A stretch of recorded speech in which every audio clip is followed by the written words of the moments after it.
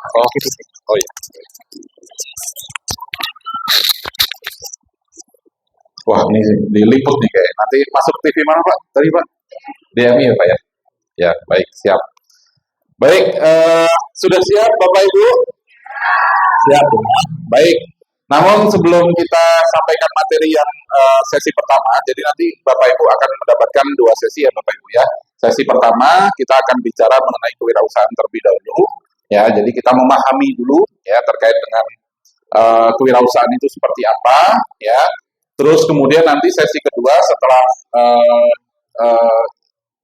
isoma ya, istirahat sholat makan ya. Setelah isoma nanti akan disampaikan terkait dengan digital ya yang lebih terkait dengan ilmu bisnis digitalnya. Salah satunya adalah yang hari ini akan dilakukan yaitu adalah media sosial ya. Namun sebelum itu kami kenalkan, kata orang kan tak kenal maka tak sayang ya. Maka dari itu tadi juga saya terima kasih diberikan informasi ternyata ada alumni Institut Pariwisata Trisakti yang dulu mungkin masih APT ya mungkin. Ya, APT, masih Akademi Pariwisata Trisakti. Jadi kami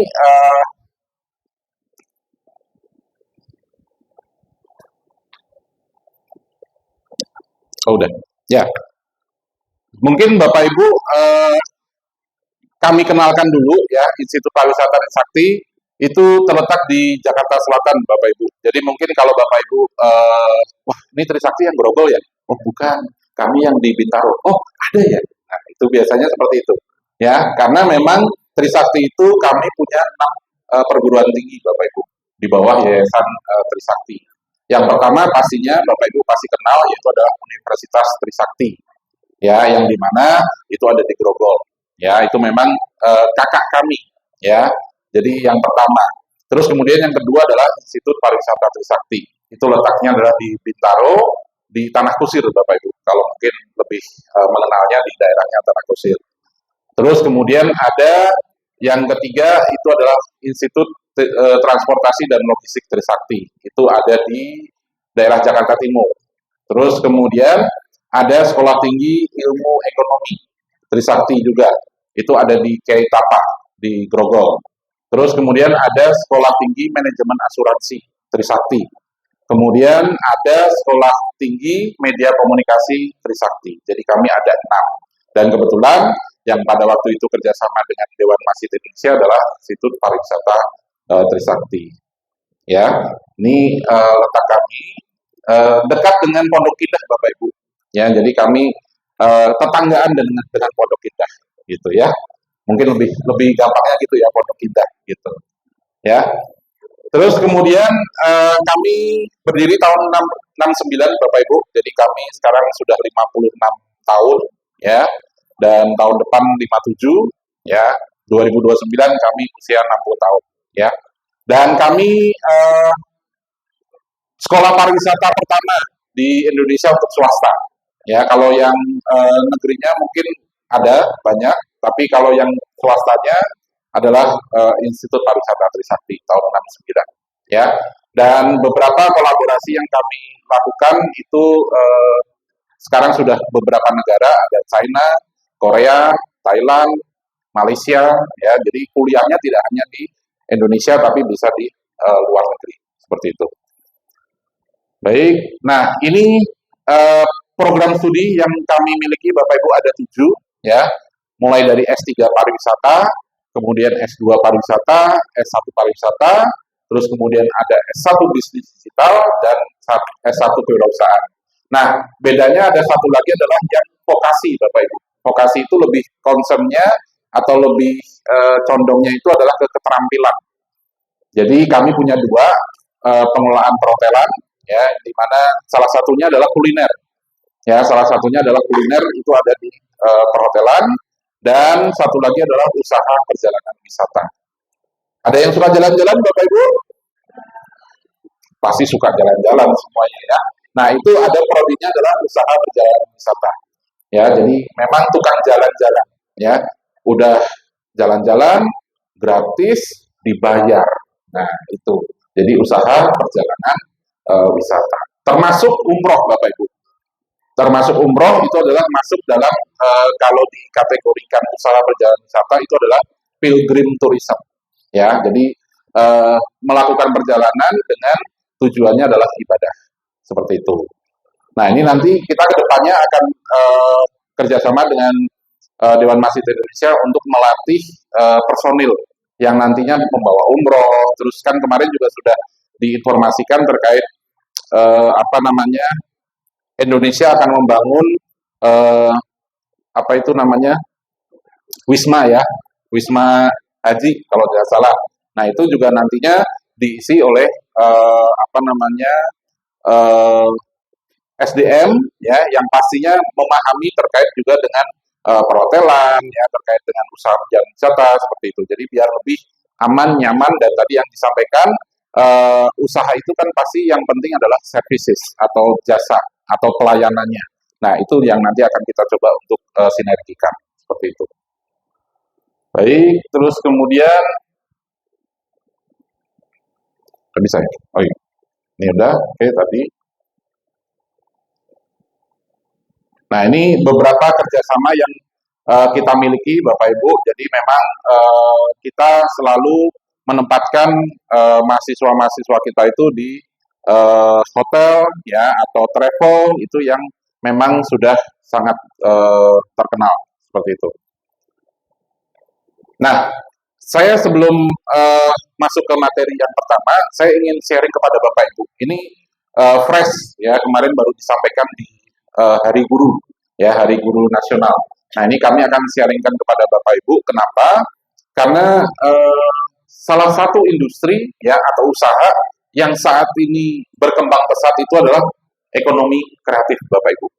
Ya, jadi datanya itu menunjukkan sangat signifikan, datanya menunjukkan sangat luar biasa. Jadi yang pada akhirnya Bapak Ibu bisa atau mungkin memilih ya jalan di usaha terkait dengan apa namanya ekonomi kreatif. Nah kemarin kita mendapatkan insight dari Kementerian Ekonomi Kreatif itu terkait dengan peran ekonomi kreatif dalam mengakselerasi daya saing pariwisata Indonesia. Ya, jadi mendorong pariwisata itu dari ekonomi kreatif. Nah, semoga nanti setelah saya paparkan, Bapak Ibu akan terbuka, ya. Jadi usaha itu tidak hanya cuma sekedar apa namanya tekstil mungkin, ya, atau apapun itu, tapi kita bisa masuk dari ekonomi kreatif, termasuk digital. Digital itu juga masuk dalam ekonomi kreatif, ya, seperti itu. Oke, saya akan coba untuk sampaikan. Nah, ini Bapak Ibu, 17 subsektor yang ada di ekonomi kreatif. Jadi dibagi di 4 bidang ya, bidang kreativitas budaya, bidang kreativitas desain, bidang kreativitas digital teknologi, dan bidang kreativitas media. Nah, kalau Bapak Ibu lihat ya, ternyata kuliner itu masuk Bapak Ibu di dalam ekonomi kreatif di bidang kreativitas budaya. Ya, salah satunya adalah kuliner. Terus yang kedua adalah kriya. Tahu ya Bapak Ibu ya kriya ya? Kerajinan tangan. Ya, kerajinan tangan. Jadi itu juga termasuk dalam bidang subsektor dari ekonomi kreatif. Fashion. Ini sudah pasti. Ya, karena fashion itu pasti keterkaitan dengan apa namanya penciptaan inovasi ya terkait dengan baju yang kita gunakan sehari-hari. Seperti itu. Seni rupa, seni pertunjukan gitu ya. Dan kalau di bidang kreativitas desain itu arsitektur dan sebagainya. Dan bahkan sekarang Bapak Ibu yang saat ini sedang meningkat itu adalah ternyata jadi gini. Mungkin di rumah Bapak Ibu melihat anak-anak kita saat ini suka main game. Betul ya? Ternyata di situ tuh ibaratnya ada peluang atau punya peluang untuk dijadikan usaha juga. Yang saat ini mungkin Bapak Ibu beberapa anak kita memainkan Roblox. Ada yang pernah mendengar Bapak Ibu? Roblox. Nah, Roblox itu juga termasuk dalam ekonomi kreatif, golongannya adalah game. Kenapa? Karena di dalam Roblox itu ternyata kita bisa menjual. Termasuk menjual apa? Menjual dagangan kita. Seperti itu. Nah, mungkin nanti akan lebih dijelaskan dari bisnis digital ya terkait dengan penggunaan digital melalui game ya, yang dimana di situ kita bisa melakukan penjualan ya seperti itu. Dan bahkan kemarin ada beberapa anak-anak ya yang dia sudah bisa mendesain kalau Roblox itu kan kita kita apa melihatnya itu kayak mereka tuh membuat suatu bangunan kreativitas lah ya seperti itu dan ternyata itu bisa dijual gitu dan pendapatannya sangat luar biasa ya jadi usia muda tapi sudah bisa menghasilkan dari aplikasi ya atau dari game ini dan aplikasi juga saat ini juga banyak Bapak Ibu ya yang bisa digunakan untuk sebagai apa namanya usaha juga ya karena memang sekarang ini tidak bisa dipungkiri kita semuanya pasti base dari aplikasi ya jadi teknologi digital itu sangat membantu dalam mendorong perekonomian ya seperti itu. Nah satu lagi di bidang kreativitas media itu film ya film animasi video ya bahkan musik yang mungkin saat ini juga lagi beberapa sedang disempurnakan gitu ya terkait dengan aturan-aturan hak cipta dan sebagainya. Nah itu termasuk dalam subsektornya ekonomi kreatif. Nah, ini Bapak Ibu, kontribusi ekonomi kreatif ya terhadap tenaga kerja, PDB dan ekspor atau investasi. Jadi, artinya apa? Dengan kita melakukan usaha terkait dengan UMKM ini ya yang kaitannya dengan ekonomi kreatif itu bisa meningkatkan tenaga kerja itu sampai 89% ya. Jadi ini ibaratnya amal kita Bapak Ibu ya memberikan lapangan kerja kepada sesama seperti itu. Jadi meningkat 89% dan nilai tambahnya pun juga meningkat hampir mencapai 119% seperti itu. Terus kemudian bahkan nilai ekspor saat ini kan juga kalau kita mau ekspor ya atau kita mau menjual barang kita ke luar negeri sekarang sudah sangat difasilitasi ya. Jadi beberapa kontribusi ya yang melalui ekonomi kreatif ya itu bisa meningkatkan dari beberapa sektor yang ada seperti itu. Terus kemudian memang saat ini kita selalu mendengar pengangguran seperti itu ya Bapak Ibu ya. Jadi ternyata pengangguran saat ini di Indonesia itu tinggi. Tapi ternyata faktanya adalah pengangguran itu bukan hanya cuma sekedar menganggur Bapak Ibu. Mereka memilih menganggur, kenapa? Karena pada waktu di data itu bekerja di mana mereka menjawabnya menganggur. Tapi di belakang itu mereka ngapain Bapak Ibu? Membuat usaha ternyata. Gitu. Jadi satu sisi data pengangguran meningkat, tapi satu sisi data usaha juga ikut meningkat seperti itu. Jadi yang pada akhirnya apa ya? Sebenarnya terkait dengan tenaga kerja ini kecenderungannya adalah semakin meningkat. Kenapa? Karena yang tadinya memilih nganggur untuk membuat usaha, akhirnya menciptakan yang namanya lapangan pekerjaan. Ya, seperti itu. Nah, semoga ini nanti Bapak Ibu yang hadir di sini adalah salah satunya penyumbang untuk menciptakan lapangan kerja. Ya, seperti itu. Oke, terus kemudian ini juga Bapak Ibu, ya, ada yang sudah kemarin mengikuti film Jumbo, Bapak Ibu, ya, film Jumbo yang sangat viral gitu ya, dan ini ternyata juga mendorong dari berbagai macam sektor, ya, termasuk pariwisata. Maksudnya apa? Jadi dengan adanya film Jumbo ini, yang dimana kemarin balon besar seperti ini ditempatkan di stasiun ya di Yogyakarta, itu pun juga ternyata mendorong tingkat kedatangan gitu ya atau visiting atau ibaratnya wisata ke Jogja ya seperti itu. Jadi yang pada akhirnya apa? Ya memang ekonomi kreatif ini yang bisa juga untuk mendorong terkait dengan perekonomian ya seperti itu.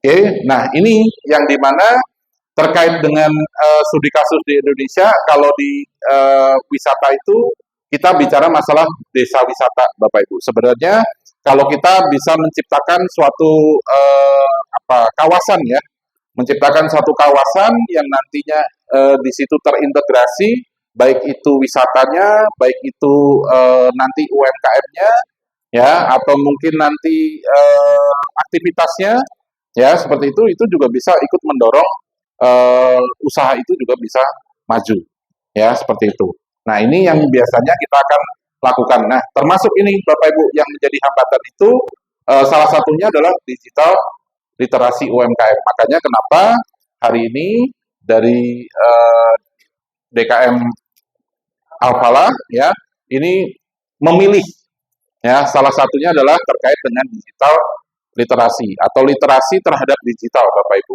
Ya, yang dimana mungkin kita sudah tahu bahwa digital saat ini juga ikut menyumbang ya yang tadi mungkin disampaikan oleh Pak Zen ya yang ibunya melakukan check out ternyata kasirnya di Pak Zen ya itu jadi itu yang salah satunya bisa kita gunakan hari ini ya untuk kita bisa memahami walaupun mungkin nanti Pak apakah hari ini kita pelatihan langsung jago ya minimal memahami dulu Bapak Ibu ya setelah memahami kalau yang sudah paham berarti tingkatkan lagi ya berarti terkait dengan keterampilan atau istilahnya penggunaan digital ini nanti akan seperti apa ya seperti itu oke jadi semoga hari ini Bapak Ibu ya bisa benar-benar belajar banyak hal ya dan tentu saja Bapak Ibu jangan malu-malu silakan sampaikan kepada narasumber yang ada ya untuk bisa memberikan ya atau sharing sifatnya sharing Bapak Ibu jadi jangan takut-takut nggak ada yang salah nggak ada yang ibaratnya nanti diberikan nilai E dan sebagainya nggak ada Bapak Ibu ya jadi semua bisa Bapak Ibu tanyakan semua bisa Bapak Ibu mungkin juga bisa sharing satu sama lain ya karena saat ini tuh ibaratnya bukan bersaing lagi Bapak Ibu tapi kolaborasi ya karena kalau kita menganggap persaingan jadi yang pada akhirnya kita pusing sendiri ya tapi kalau kita melihat kolaborasi artinya apa yang tidak ada di saya mungkin ada di pengusaha lain yang dimana nanti apa bisa kita kolaborasikan ya karena ada beberapa yang saat ini juga melakukannya adalah seperti itu ya baik mungkin saya rasa itu saja yang bisa saya sampaikan untuk pengantar Bapak Ibu. Jadi setelah ini nanti akan dilanjutkan oleh Bu Prisil ya dan semoga nanti Bu Prisil bisa menyampaikan materi dengan baik sehingga nanti kita bisa lebih banyak tanya jawab Bapak Ibu. Ya. Baik, Bu Prisil, waktu dan tempat dipersilakan.